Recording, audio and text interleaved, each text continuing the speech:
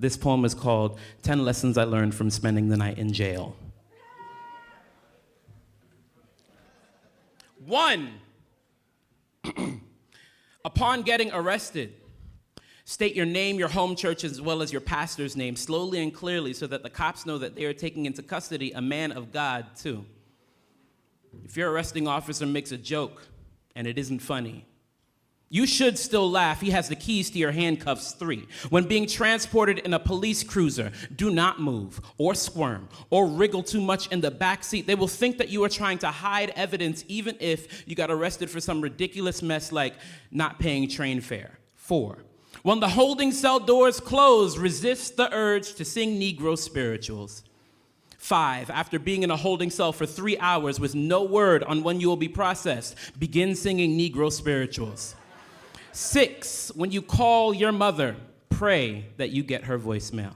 7, when you're brought, yeah, it took a second, but then you got it, because then you got to call your mom and be like, hey, mom, I'm in jail. Anyway, 7, when you are brought to central booking, observe the 34 other men you'll be spending the next 12 to 16 hours with in the same cell with 1 shower and 1 toilet.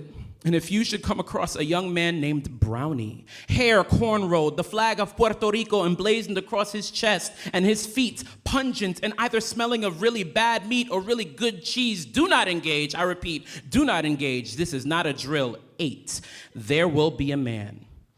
He's going to be selling quarters for the payphone. I'm talking to you. Yeah, because he's going to sell each quarter for $1. And people are going to buy them. So accept that. 9, when your public defender walks in, looks at your file and says that you were just in the wrong place at the wrong time, hold your tongue. Don't ask when is it the right place and time to walk down blocks shaped like firing ranges.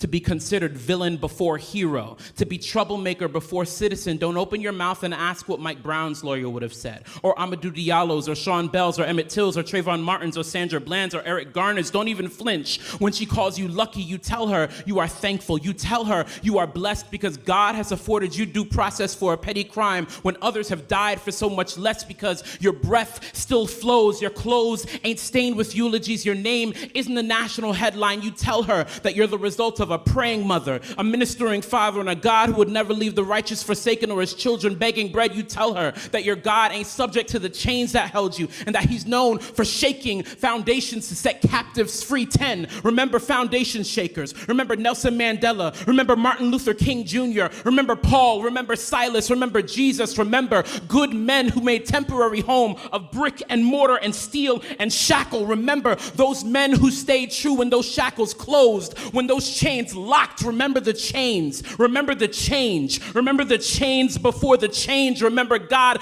breaks every chain. Remember broken chains and broken shackles and broken bodies and broken hearts. Remember God uses broken things to produce beauty. Remember it takes broken soil to give crops, broken clouds to give rain, broken grain to give bread, broken bread to give strength. Remember your strength, and when you become acquainted with your weakness, let the weak say, I am strong. Let the poor say, I am rich. And let those who would say their lives are still over, let them say, I am still here. Remember, you are still here. Remember, every day above ground is a good day. Remember, every second chance is a miracle. You are not a casket. You are not an autopsy. You are not a hashtag funeral. It is not over. God is not through with you yet. You are not dead. You are not dead. You are not dead. You are still here.